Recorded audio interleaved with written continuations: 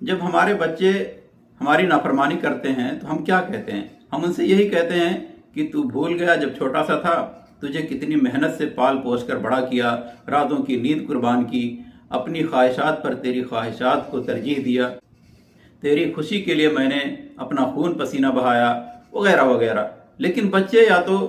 इस बात का जवाब देते ही नहीं, या कुछ इस तरह जवाब देते हैं कि ये तो आप लोगों का फर्ज था, हर माँ बाप ऐसा करते हैं, आपने कौन सा एहसान कर दिया।